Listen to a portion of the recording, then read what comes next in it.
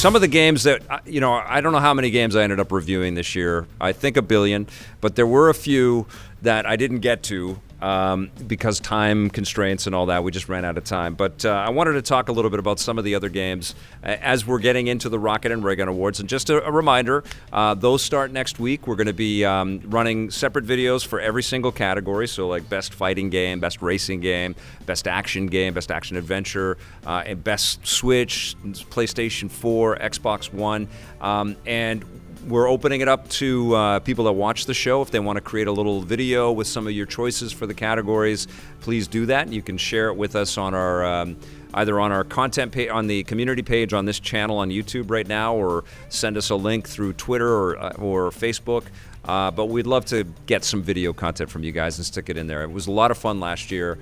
That was our first attempt to do something like that, I think, in a bigger way. And we're going even bigger this year. So not only are we doing 2019, though, we're also going to be doing the best of the decade.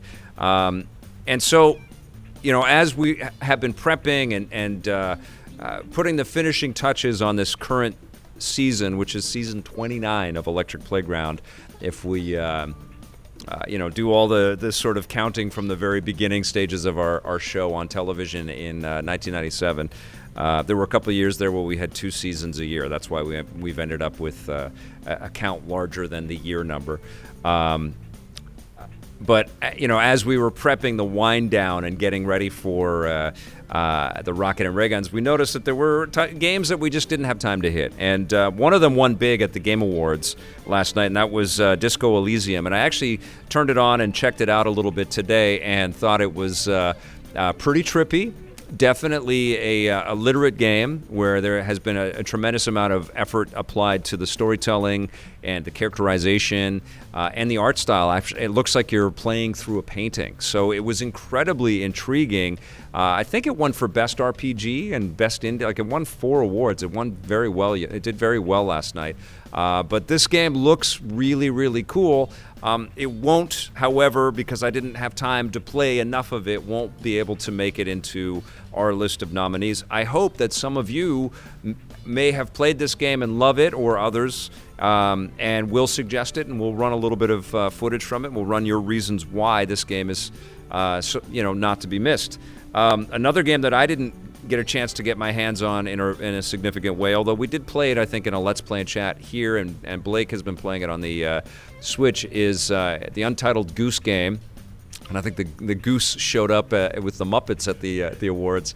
But it's a cool game. I checked it out on the PC yesterday, and I had a big smile on my face, man. I'm running around trying to steal a farmer's pumpkin and then his radio, and the radio kept squawking and alerting the farmer to come and chase me and grab the radio away from me. And so it's a bit of a stealth kind of experience. It's like your Metal Gear Goose. You're trying not to get seen by all these patrols around you and trying not to be a goofball, but every once in a while you got to let out a honk and scare the person, or pull your wings out and try to scare them with the scale of your gooseness. And I thought it was pretty damn fun. I think it's a very clever experience. And the thing about the Goose game, and it's interesting because I work with the Vancouver Film School on a regular basis with their pitch and play events, which are the end of the year wrap up things that they do here. And I see a lot of these animal themed quasi open world experiences, and I feel like there's a lot of stuff that gets made here. If the Goose game can become such a big hit out there, there's a lot of stuff that starts here that I think should end up becoming finished and end up in the real world as something that you could purchase. There's a couple of them, like that frog game, that come to mind immediately. So Goose game was pretty damn cool.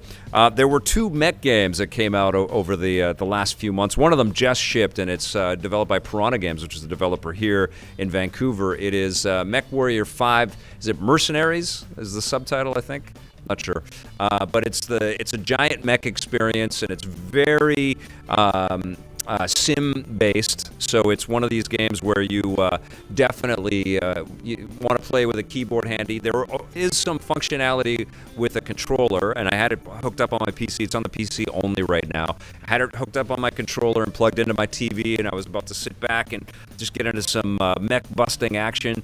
But then it's like, nope, you want to go, you speed up to 20% and then 40%, and then you want to outfit the right weaponry here on your shoulder and the right like there's a lot of micromanagement of all the stuff. And in fact, the controller wasn't working perfectly to navigate inside of the hangar. It worked all right when I was as a mech, but as a human inside of the hangar, I had to walk sideways because it really wasn't configured for that. It's definitely a much more of a mouse and keyboard type of experience. But the amount of destruction and the amount of chaos that you can pull off is pretty damn fun. There's a cool sort of leaning towards playing this as a cooperative experience. I know there's a huge community of Mech Warrior fanatics out there. I like giant robot games. I have, fond memories of the mech games that were on the original Xbox that Microsoft published, and the BattleTech stuff that I played over the years. I dug playing that, but I've got to play it a lot more before I can give you guys some real thoughts on it. And the other one was a Nintendo published game that came out in September. What's it called again? Is Deus... Oh, Demon Ex Machina, or Demon Ex Machina, which is more of an anime-flavored exercise, and it's definitely a lot more accessible and cartoony and more sort of arcadey, but it's equally sim-like. There are a lot of different functions that you're going to have to kind of understand and work with on your controller.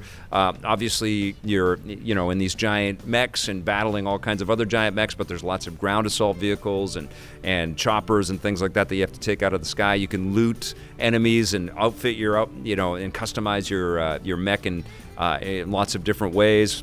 There's a huge, overly dramatic story that's attached to all of this, with lots of anime characters yelling "No!"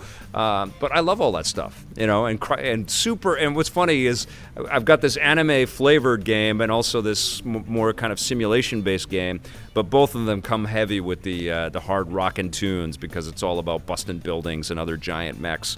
So there's a couple of really cool experiences right there. And then the other, there's also other indie games, and I wanted to get a review of Monkey Barrels together on the Switch, which is a game that Feel Good made out of Japan. And I have played a good chunk of it, but I don't think I'm quite ready to pop a review out there. We've also done a Let's Play on the show as well. It is a twin-stick shooter for the Nintendo Switch. Feel Good also made the exquisite Yoshi's Crafted World this year, but Monkey Barrels is something that they're self-publishing, and it's getting lost in the Switch eShop.